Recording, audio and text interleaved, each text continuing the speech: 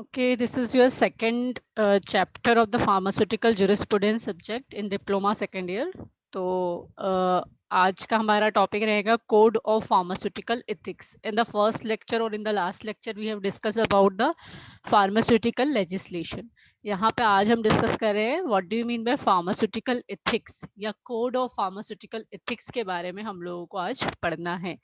Basically अगर हम normally पढ़ने के पहले नॉर्मल बात करें कि कोड ऑफ फार्मास्यूटिकल एथिक्स का बेसिक मीनिंग क्या है कि जो फार्मेसी से रिलेटेड जो लॉज हैं, जो एथिक्स है, मतलब जो एक तरीके से जो कानून बने हुए हैं उनका क्या मतलब उनके लिए क्या क्या रूल्स बने हुए हैं, तो वो बेसिकली कहलाता है कोड. ठीक है. मतलब जैसे अलग अलग ऑर्गेनाइजेशन के एक पर्टिकुलर रूल्स होते हैं, उनके पर्टिकुलर रेगुलेशंस होते हैं. तो जो rules and regulations of the particular organization और of the particular stream is known as the code. ठीक है. सो सबसे पहले हमारे सिलेबस के अकॉर्डिंग जो हमें पढ़ना है वो रहेगा हमारा डेफिनेशन पार्ट. उसके बाद आता है हमारा pharmacist in relation to his और हर job, trade, medical profession and profession. Means pharmacist जो होता है जिसने डिप्लोमा या बी फॉर्म कर लिया, तो उसका in the case of job उसकी क्या रिस्पॉन्सिबिलिटीज होगी, in the case of trade उसकी क्या रिस्पॉन्सिबिलिटी होगी, in the case of medical profession उसकी क्या रिस्पॉन्सिबिलिटी होगी, और एज द प्रोफेशन उसकी क्या रिस्पॉन्सिबिलिटी होगी. वन बाय वन हम डिटेल में डिस्कस करेंगे. ठीक है. सो सबसे पहले हमारा आता है डेफिनेशन पार्ट कि what is the definitions comes under in this particular topic. तो आपको पढ़नी पड़ेंगी इसके अंदर इथिक्स क्या होता है, फार्मास्यूटिकल एथिक्स क्या होता है, मोरलिटी क्या होती है और लॉ क्या होता है. तो सबसे पहले हम बात करते हैं एथिक्स की. Ethics means it means moral principles. Basically it's a नैतिकता, व्यवहारिक होना. जैसे अपन बोलते हैं ना, कुछ लोग व्यवहारिक हैं, कुछ नहीं है, किसी के अंदर इंसानियत नाम की चीज है, किसी के अंदर नहीं है. तो बेसिकली एथिक्स होता है मोरल प्रिंसिपल, आपका जो नैतिकता या व्यवहारिक जो आपका स्वभाव है उसको हम यहाँ पे बोल रहे हैं एथिक्स. ठीक है. It is a science of moral duty. Ethics are rules by which a profession regulate action and set a standard for all its members. Basically ethics एक तरीके से रूल है, जिन रूल्स को आपको फॉलो करना होता है, जो पर्टिकुलर प्रोफेशन के लिए एक स्टैंडर्ड सेट करता है कि आपको इस तरीके से आपके लॉस को फॉलो करना है और कोई भी लॉस को आपको तोड़ना नहीं है. ठीक है. अब हमारी बात आती है फार्मास्यूटिकल. अगर नॉर्मल इथिक्स का मतलब हो गया कि रूल्स जो किसी भी प्रोफेशन के लिए बनाए जाते हैं, जो कि हर मेंबर के लिए सेट किए जाते हैं. अब इसके आगे जब फार्मास्यूटिकल लग गया तो इसके नाम से ही डिफाइंड हो रहा है कि फार्मेसी प्रोफेशन से रिलेटेड जो भी इथिक्स होंगे उनको हम बोलेंगे फार्मास्यूटिकल इथिक्स. ठीक है. नेक्स्ट आएगा आपका morality. Morality means good conduct और बिहेवियर एंड कॉन्शियसनेस. मॉरलिटी आप किसी के साथ किस तरीके से बिहेव करते हैं वो कहलाता है मॉरलिटी. कुछ होते हैं जो बहुत अच्छे तरीके से लोगों के साथ ट्रीट करते हैं, कुछ होते हैं जिन्हें कोई फर्क नहीं पड़ता है और बहुत गंदे तरीके से लोगों के साथ ट्रीट करते हैं. तो ये होता है हमारा मोरलिटी. ठीक है. उसके बाद आता है फाइनली लॉ. लॉ मतलब क्या हुआ? It is defined as the rule of just a minute human conduct binding to all person in a nation और स्टेट. इथिक्स क्या था? इथिक्स और लॉ में एक बेसिक डिफरेंस है. इथिक्स एक पर्टिकुलर प्रोफेशन के लिए जो रूल्स बनाए जाते हैं वो कहलाते हैं इथिक्स. एक पूरे स्टेट के लिए या एक पूरे नेशन के लिए या एक पूरी कंट्री के लिए अगर कोई चीज बनाई जा रही है, जो रूल्स बनाए जा रहे हैं वो कहलाते हैं लॉ. ठीक है. ये बेसिक डिफरेंस है इथिक्स और लॉ के अंदर. तो आपके पास 4 डेफिनेशन आई है यहाँ पे: ethics, pharmaceutical ethics, morality and law. We have discussed about that कि ethics क्या हो गया. Ethics basically a set of rules which are provided to the members for particular profession. और आपका जो फार्मास्यूटिकल एथिक्स था वो हो गया फार्मेसी से रिलेटेड जो भी होगा। मॉरलिटी मीन्स आपका जो बिहेवियर है वो, और लॉ मतलब कि जो आप पर्टिकुलर स्टेट या नेशन के लिए जो भी आप रूल्स बना रहे हैं, ठीक है। तो ये आपका मेन डिफरेंस यहाँ पे मेंशन है, difference between law and ethics की। लॉ और एथिक्स में क्या क्या डिफरेंस होता है। This is the question which is asked in the exam, ठीक है, difference between law and ethics. So first आपका आ जाएगा rules of human conduct binding to all person in a state or nation and rules by which a profession regulates action and set standard for all its member। ये हम already last slide में पढ़ चुके हैं कि law का मतलब क्या हुआ कि जो पूरे ह्यूमन बींग्स को, हमारे पूरे स्टेट के या हमारे पूरे नेशन के ह्यूमन बींग्स को एक साथ बांध के रखता है किसी पर्टिकुलर रूल के थ्रू, वो कहलाता है आपका लॉ। और जो हमारे प्रोफेशन को रेगुलेट करता है या किसी भी प्रोफेशन को रेगुलेट करता है वो कहलाता है आपका एथिक्स, ठीक है। अब लॉ में क्या आएगा, if law is broken a violator may be subjected to punishment, a fine और इम्प्रिजनमेंट। अगर कोई इंसान आपके पूरे कंट्री का या आपके पूरे स्टेट का कोई भी इंसान अगर आपके लॉ को तोड़ता है तो उसको पनिशमेंट मिल सकती है या फाइन हो सकता है या जेल हो सकती है, ठीक है। और अगर आप एथिक्स के रूल्स को तोड़ते हैं तो जो आपके प्रोफेशनल बॉडी मीन्स आपके प्रोफेशन का जो हाईएस्ट पार्ट होता है या जो आपका हाईएस्ट लेवल पे जो भी व्यक्ति होता है वो आपसे आपकी डिग्री को छीन सकता है। In the case of pharmacy profession, अगर आप कोई प्रॉब्लम क्राइम करते हैं या कुछ इशू करते हैं तो आपको जो रजिस्ट्रेशन इशू हुआ था from the pharmacy council of India वो आपका कैंसिल भी हो सकता है। इस बात का ध्यान रखना है कि जिस भी प्रोफेशन में आप काम कर रहे हैं अगर आप उसके रूल्स को ब्रेक करते हैं तो आपका जो प्रोफेशनल डिग्री आपको मिली हुई है वो आपके हाथ से छिन सकती है, ठीक है। यहाँ पे हमारे पास लॉ के स्टैंडर्ड होते हैं, यहाँ पे हमारे पास कंडक्ट मतलब हमें किस तरीके से उसे कंडक्ट करवाना है वो होता है, ठीक है। उसके बाद आता है लॉ में prevent one from causing injury to other but it can't force him to help his neighbour in hours of need. Basically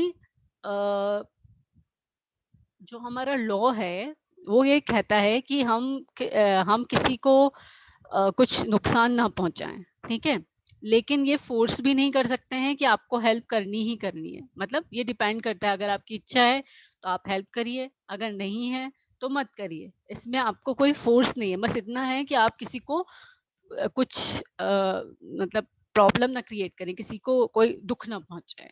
लेकिन in the case of ethics आपको अपने जो भी साथ वाले हैं उनकी मदद करनी होती है। ये बेसिक फंक्शन है एथिक्स का।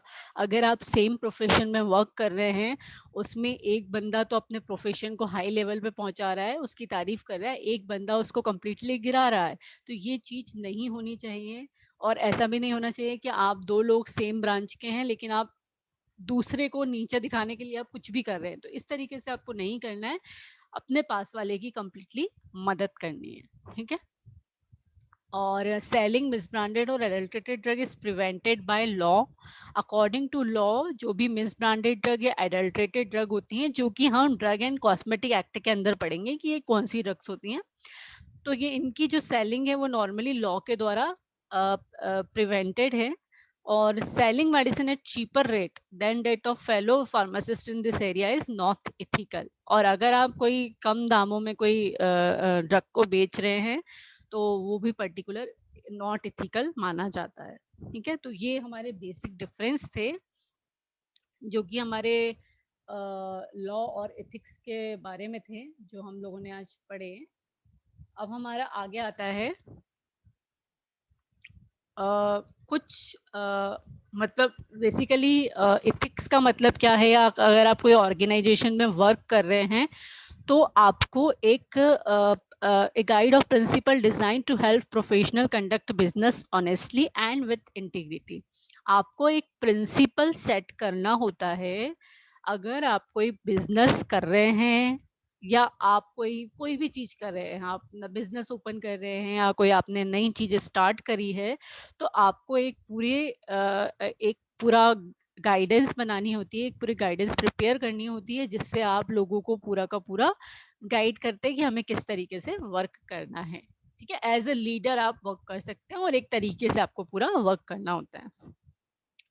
नेक्स्ट चीज आती है professional ethics is an organization would mean a set of value principle and moral followed in the best defined manner.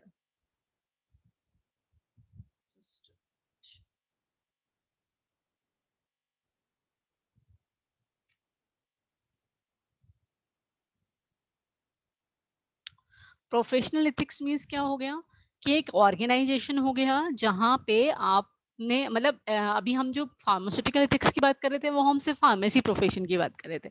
अगर हम यहाँ पे प्रोफेशनल एथिक्स की बात कर रहे हैं तो इसमें हर तरीके के ऑर्गेनाइजेशन आ गए। फॉर एग्जांपल हमारे कैरियर पॉइंट यूनिवर्सिटी को लो, कैरियर पॉइंट यूनिवर्सिटी स्टार्ट कहाँ से हुआ है, मतलब जो डायरेक्टर्स थे उन्होंने स्टार्ट किया, फिर उन्होंने ऑर्गेनाइजेशन बनाया, तो उन्होंने अपॉइंट किए अलग अलग लोगों को और अपने रूल्स अपने रेगुलेशंस को सेट किया है और उसे एक तरीके से उन्होंने चलाया है। अगर कोई रूल्स ब्रेक करता है तो वो फाइनली जॉब से निकाल दिया जाएगा, सिंपल सी बात है। तो वह एक तरीके से अपने प्रोफेशन को खो देगा। तो प्रोफेशनल एथिक्स बेसिकली एक ऑर्गेनाइजेशन हो गया जिन्होंने अपनी पूरी की पूरी रूल्स एंड रेगुलेशंस को सेट किया है इन द पर्टिकुलर मैनर। ठीक है, अब जो कोड ऑफ एथिक्स होते हैं बेसिकली उनका मीनिंग क्या हो गया है कि क्या चीज़ गलत है और क्या चीज़ गलत है, ओ सॉरी, क्या चीज़ सही है और क्या चीज़ गलत है, आपको कौन सा डिसीजन लेना है कौन सा डिसीजन नहीं लेना है। तो ये कहलाता है आपका कोड ऑफ एथिक्स। मीन्स कि आपके लिए रूल्स बनाए गए हैं डूज एंड डोंट के। ठीक है, क्या क्या चीज़ें आपको करनी है, क्या क्या चीज़ें आपको नहीं करनी है, तो वो चीज़ हो जाती है आपकी कोड ऑफ एथिक्स। और ये अभी ऑलरेडी आपको बता दिया कि अगर हम प्रोफेशनल कोड ऑफ कंडक्ट की बात करें तो अगर हम अनइथिकल बिहेवियर रखते हैं तो हम अपनी कंपनी का मतलब बहुत सारा नुकसान कर देंगे। बेसिकली अगर हम गलत तरीके से बिहेव कर रहे हैं तो हम अपनी कंपनी का ही नुकसान कर रहे हैं इस तरीके से। इसको अब तो डायरेक्ट हम यहाँ पढ़ते हैं। ठीक है, अब हमारा जो मेन टॉपिक था एक्चुअली इस पर्टिकुलर यूनिट का वो ये कोड ऑफ फार्मास्यूटिकल एथिक्स। लेकिन उसके पहले आपको ये जानना जरूरी था कि एथिक्स क्या होते हैं, लॉज क्या होते हैं, मॉरलिटी क्या होता है, किस तरीके से ये वर्क करते हैं। सो फाइनली अब हम पढ़ने वाले हैं कोड ऑफ फार्मास्यूटिकल एथिक्स की। जो कोड है फार्मास्यूटिकल एथिक्स फार्मास्यूटिकल एथिक्स के जो रूल्स हैं वो फॉर्मुलेट किए गए हैं by the pharmacy council of India for the guidance of Indian pharmacist. आपने देखा होगा पीसीआई के द्वारा सिर्फ एजुकेशन रेगुलेशन में ही रूल्स नहीं बनाए जाते, हर तरीके से रूल बनाए जाते हैं। चाहे वो मेडिकल मतलब मेडिकल स्टोर डाल रहे हो आप, चाहे आप एमआर का जॉब कर रहे हो, या चाहे आप कोई बिजनेस ओपन कर रहे हो, तो हर केस में पीसीआई जो होते हैं वो अपने कुछ रूल्स रेगुलेशंस बनाती हैं for the guidance of pharmacist. ठीक है, तो इससे क्या होता है, ये जो code of pharmaceutical ethics develop होते हैं, जिससे क्या होता है फार्मासिस्ट की कंप्लीटली हेल्प होती है या उनको गाइड किया जाता है कि आपको किस तरीके से अपने व्यवहार को या अपने मतलब जो भी चीज़ आप कर रहे हैं उसको किस तरीके से आपको फॉलो करना है। तो अभी हमने अकॉर्डिंग कंटेंट में देखा था कि हमें इन चारों के अकॉर्डिंग अपने फार्मासिस्ट को किस तरीके से अपने काम करना चाहिए according to job, in trade, in profession और इन मेडिकल प्रोफेशन, तो हम डिस्कस करेंगे। तो हम आज वाले क्लास में हम लोग डिस्कस करने वाले हैं pharmacist in relation to job, उसकी जॉब से रिलेटेड उसे क्या करना चाहिए। ठीक है, तो इसके अंदर आपकी 5 चीजें आती हैं। पहला है scope of pharmaceutical services, conduct of pharmacy, handling of prescription, handling of drugs and apprentice pharmacist. ये 5 चीजें आपके इसमें आती है pharmacist in relation to job. तो हम डिस्कस करेंगे सबसे पहले स्कोप ऑफ फार्मास्यूटिकल सर्विस। फिर से एक बार समराइज कर रही हूँ, जो कोड ऑफ फार्मास्यूटिकल एथिक्स है वो इन चारों के बेसिस पे है, जॉब, ट्रेड, प्रोफेशन और मेडिकल प्रोफेशन। तो हम सबसे पहले पढ़ रहे हैं pharmacist in relation to job की उसमें क्या-क्या एथिक्स होते हैं। तो उसके अंदर भी 5 कैटेगरी हैं। Scope of pharmaceutical services, conduct of pharmacy, handling of prescription, handling of drugs and apprentice pharmacist. So one by one we have discuss about that. So पहला आता है आपका स्कोप ऑफ फार्मास्यूटिकल सर्विसेज। अब इसमें क्या आएगा, when premises are registered under statutory requirement and opened as a pharmacy, a reasonably comprehensive pharmaceutical services should be provided.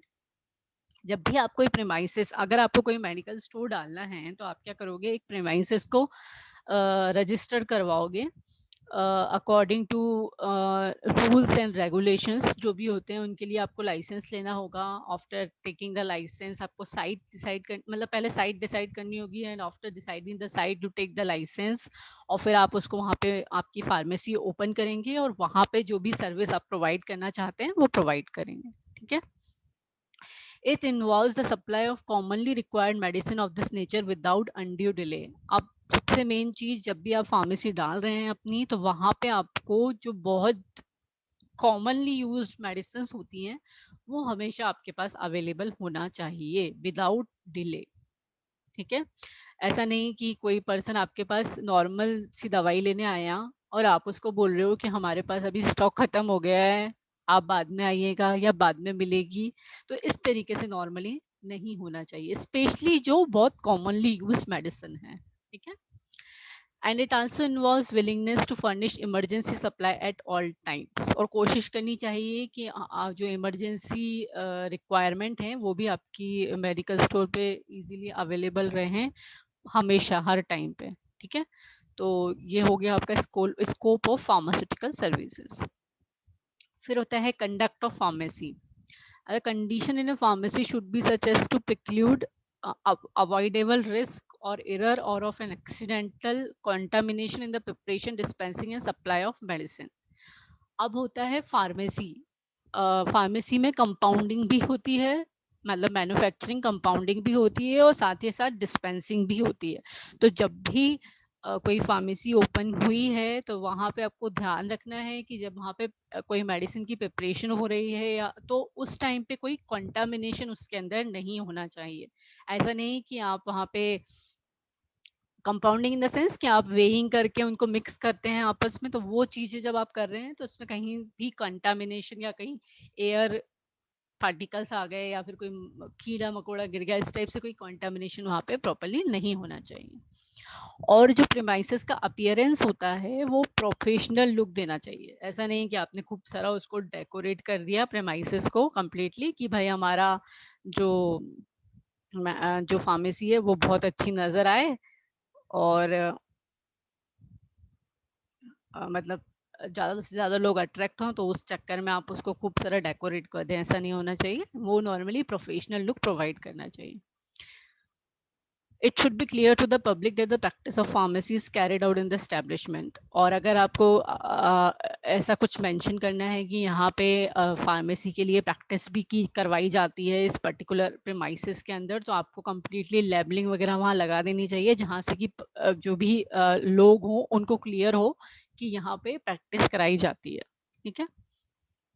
Science notice description, wording on business, stationery and related indication should be written in size, design and term. जो भी आप notice या sign जो भी आप लगा रहे हैं वहाँ पे प्रॉपर तरीके से डिजाइंड होना चाहिए। ऐसा नहीं कि कहीं भी कुछ भी चिपका दिया, एक प्रॉपर तरीके से वो मैनेज होना चाहिए, वो डिजाइन होने चाहिए और उस तरीके से उसको आपको लगाना चाहिए। ये होता है कंडक्ट ऑफ फार्मेसी। ठीक है। नेक्स्ट आता है आपका हैंडलिंग ऑफ प्रिस्क्रिप्शन, जो सबसे मेन चीज है फार्मासिस्ट के लिए। ठीक है।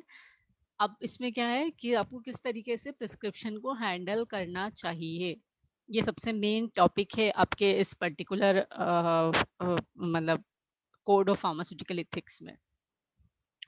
When a prescription is presented for dispensing, it should be received by a pharmacist without any discussion or comment over it regarding the merits and demerits of its therapeutic efficiency. जब भी कोई patient आपके पास आता है, आपको prescription देता है, तो वो प्रिस्क्रिप्शन आपको लेना चाहिए बिना किसी कमेंट के।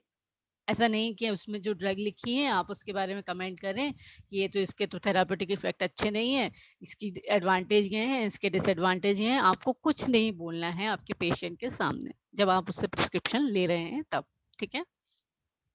The pharmacist should not even show any expression on his face of alarm or astonishment upon the receipt of a prescription, as such things may cause anxiety in patient or their agent and may lose their faith on physician. कई बार होता है कि उन्होंने जो medicine लिखी doctor ने, वो pharmacist को लगती है कि नहीं ये गलत मेडिसिन है या कुछ इशू है, तो आपको प्रिस्क्रिप्शन लेने के बाद कोई ऐसा एक्सप्रेशन शो नहीं करना है अपने फेस पे जिससे पेशेंट टेंशन में आ जाए। क्योंकि अगर आपके फेस पे उसको कहीं पे भी कुछ लगा कि नहीं यार ये इसमें कुछ गड़बड़ है या कुछ है, तो वो बहुत ज़्यादा टेंशन में आ जाएगा, और अगर पेशेंट टेंशन में आ गया तो ज़्यादा प्रॉब्लम हो सकती है। इसलिए जब भी आप प्रिस्क्रिप्शन लें पेशेंट से, तो अपने फेस एक्सप्रेशन को बिल्कुल चेंज ना करें, face expression as it is रखें, और ना ही कोई कमेंट पास करें, ना कुछ कहें। 1 सेकंड प्लीज़।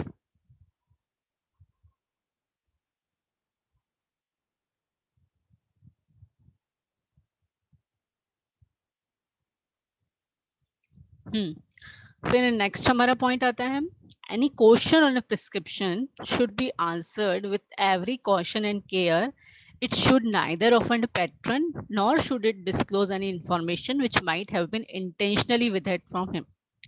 अब सपोज करो कि पेशेंट आया आपके पास, आपको प्रिस्क्रिप्शन देके कुछ क्वेश्चन आपसे पूछना चाह रहा है, तो आपको उसकी बात पूरी सुन के अच्छे से उसको आंसर करना चाहिए।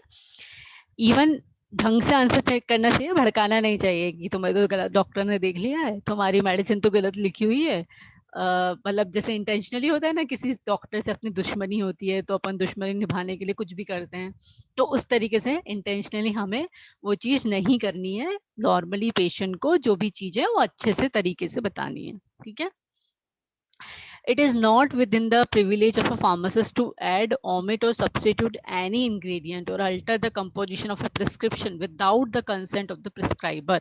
ये चीज ध्यान रखनी है, फार्मासिस्ट को खुद से कोई भी चीज ऐड नहीं करनी है, हटानी नहीं है, या उस पर्टिकुलर इंग्रेडिएंट का सब्स्टिट्यूएंट नहीं देना है बिना प्रिस्क्राइबर से बात किए। मतलब जो डॉक्टर ने प्रिस्क्राइब किया है उसको आपको एज इट इज देना होता है, उसको आपको नॉर्मली चेंज नहीं करना चाहिए unless the change is emergent, जब तक कि वो चेंज इमरजेंसी ना हो, ठीक है? और is demanded purely by the technique of the pharmaceutical art and does not cause any alteration in the therapeutic action of the recipe. मतलब बेसिकली नॉर्मली आपको चेंज नहीं करना चाहिए जब तक कि आप डॉक्टर से परमिशन ना ले लें, बात ना कर लें। और अगर बहुत ज़्यादा इमरजेंसी है तो उस केस में हम अपने लेवल पे, मतलब हम जानते ही हैं कि फार्मेसी में इस मेडिसिन की जगह पे हम ये वाले सॉल्ट की जगह पे हम ये वाला सॉल्ट दे सकते हैं, या इस ब्रांड में भी ये वाला सॉल्ट होता है, या थोड़ा बहुत कम अमाउंट में भी हम दे सकते हैं। तो वो हमें अपनी टेक्निक के अकॉर्डिंग उसमें अल्ट्रेशन करके हम, मतलब उसमें कोई थेराप्यूटिक एक्टिविटी में कोई अल्ट्रेशन नहीं होना चाहिए, इस तरीके से हम चेंज करके दे सकते हैं। लेकिन in the case of emergency, अगर इमरजेंसी नहीं है तो आपको डॉक्टर से बात करनी चाहिए। And in case of any obvious error in it due to any omission, incompatibility or overdoses, the prescription should be referred back to the prescriber for correction or approval of the changes suggested. अगर आपको prescription में कोई गलती लग रही है, कुछ दिक्कत लग रही है, या आप जो उसमें 3-4 मेडिसिन लिखी हुई हैं उनके बीच में इनकॉम्पेटिबिलिटी है या कोई ड्रग इंट्रैक्शन है, तो आपको उस प्रिस्क्रिप्शन में जो भी करेक्शन है वो करके वापस से भेजना चाहिए डॉक्टर के पास फॉर द अप्रूवल, ठीक है? वैसे नॉर्मली ऐसे करते नहीं है कोई भी, लेकिन इस तरीके से किया जा सकता है, okay? While such an act is imperative in the best interest to the patient, in no case should it done in a manner which may hamper the reputation of the prescriber concerned. Normally अगर हम patient से मतलब बताते हैं, patient को बता देते हैं सब चीज़ें कि नहीं ये गलत मेडिसिन है या कुछ है, तो उससे क्या होता है जो प्रिस्क्राइबर की मतलब जो डॉक्टर हैं उनकी रेपुटेशन पे इफेक्ट पड़ता है, ठीक है। And in matter of refilling prescription, a pharmacist should solely be guided by the instruction of the prescriber, and he should advise patient to use medicine or remedies strictly in accordance with the intention of the physician as noted on the prescription. और जब भी आप prescription लेके दवाइयाँ निकाल रहे हैं तो उसके ऊपर आपको कंप्लीटली इंस्ट्रक्शन देनी चाहिए कि आपको ये दवाई कब कब लेनी है, सुबह लेनी है, शाम को लेनी है, खाने के बाद लेनी है, खाने के पहले लेनी है, सब चीज़ें उसके अंदर मेंशन करके देनी चाहिए, ठीक है। तो ये होता है आपका handling of prescription. In the short, handling of prescription में क्या ध्यान रखेंगे, जब भी आप प्रिस्क्रिप्शन रिसीव करेंगे आपके चेहरे के एक्सप्रेशन चेंज नहीं होने चाहिए, पेशेंट को ये नहीं लगना चाहिए कि इसमें कुछ गलत है, और अगर सपोज करो उसके अंदर कुछ गलत है तो आपको इसमें करेक्शन करके वापस डॉक्टर के पास भिजवाना चाहिए और उससे अप्रूवल लेना चाहिए, और अगर इमरजेंसी हो तो आप उसके अंदर हैंड टू हैंड चेंजेस कर सकते हैं according to your profession, okay. तो इस तरीके से हैंडलिंग ऑफ प्रिस्क्रिप्शन होता है। And in this particular topic, the last is handling of drugs. अब हमें ड्रग्स की हैंडलिंग किस तरीके से करनी है, अभी हमने पढ़ा था कि हमें प्रिस्क्रिप्शन की हैंडलिंग किस तरीके से करनी है, अब हम पढ़ रहे हैं कि हमें ड्रग्स की हैंडलिंग किस तरीके से करनी है। So handling of drugs में all possible care should be taken to dispense a prescription correctly by weighing and measuring all ingredient in correct proportion by the help of scale and measure, and visual estimation must be avoided. Normally जब भी हम prescription को dispense कर रहे हैं patient को, मतलब जो प्रिस्क्रिप्शन में लिखी हुई दवाइयाँ हैं उन्हें हमें एग्जैक्ट डोज में प्रोवाइड करनी चाहिए बेसिकली, ठीक है। ये हमें ध्यान रखना है। जो भी हम ड्रग्स या मेडिकल प्रिपरेशंस को यूज़ कर रहे हैं वो प्रॉपर क्वालिटी के अवेलेबल होना चाहिए आपकी शॉप पे। Pharmacist should never fill his prescription with spurious, substandard and unethical preparations. जो सब स्टैंडर्ड ड्रग्स होती हैं जिनकी थेरापेटिक एक्टिविटी प्रॉपर नहीं है, उस टाइप की, जिनकी क्वालिटी सही नहीं है, उस टाइप की ड्रग्स आपको नहीं देनी चाहिए, ठीक है। And the pharmacist should be very judicious in dealing with drugs and medicinal preparation use for addiction और एनी अदर अब्यूसिव पर्पस। तो जो फार्मासिस्ट है वो जब ड्रग और मेडिसिनल प्रिपरेशन को के साथ डील कर रहा है तो वो उसके उस मतलब बेसिकली इस तरीके से होना चाहिए कि उसके लिए एडिक्ट ना हो जाए, ठीक है। तो उस तरीके से वर्किंग करनी चाहिए। और लास्ट आता है अप्रेंटिस फार्मासिस्ट। अप्रेंटिस फार्मासिस्ट का मतलब होता है ट्रेनी फार्मासिस्ट। आपकी शॉप पे कोई ना कोई ट्रेनिंग करने के लिए आते हैं स्टूडेंट, तो उसको हम यहाँ पे बोलते हैं अप्रेंटिस फार्मासिस्ट। तो while in charge of dispensary, drug store or hospital pharmacy where apprentice pharmacists are admitted for practical training, a pharmacist should see that trainee are given full facility for their work so that on the completion of their training they have acquired sufficient technique and skill to make themselves dependable pharmacists. Means कि जब भी एक आपका बहुत अच्छा responsibility है कि अगर आप किसी मेडिकल स्टोर के मालिक हैं और आपके यहाँ पे कोई ट्रेनिंग करने के लिए आ रहा है, स्टूडेंट ही आएगा नॉर्मली बी फॉर्म या डिप्लोमा का, तो जो भी स्टूडेंट आ रहे हैं आपके ट्रेनिंग करने के लिए उसको आपको पूरी फैसिलिटीज प्रोवाइड करनी चाहिए उस ताकि वो हर चीज़ को तरीके से सीख पाए और फाइनली सीखने के बाद एक कंप्लीट फार्मासिस्ट की पोस्ट ले पाए, और फिर बाद में आपका भी नाम होगा कि आपकी शॉप से उसने सीखा था, ठीक है। And no certificate or credential should be granted unless the above criteria is attained and the recipient has proved himself worthy of the same.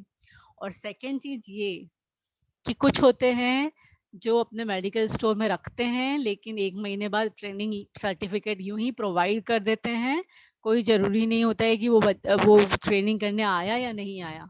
तो आपको ही ध्यान रखना है कि वो जो बंदा है वो रेगुलर ट्रेनिंग करने आपके पास आए, वो सीखे, और जब वो सब कुछ सीख जाए तभी आप उसे सर्टिफिकेट दें। अगर आप उसे ऐसे ही सर्टिफिकेट दे देंगे तो इस तरीके से आपकी इमेज खराब होगी और साथ ही साथ आपने जो रूल्स हैं वो आप तोड़ेंगे। तो इसलिए ये आपको ध्यान रखना है, ओके।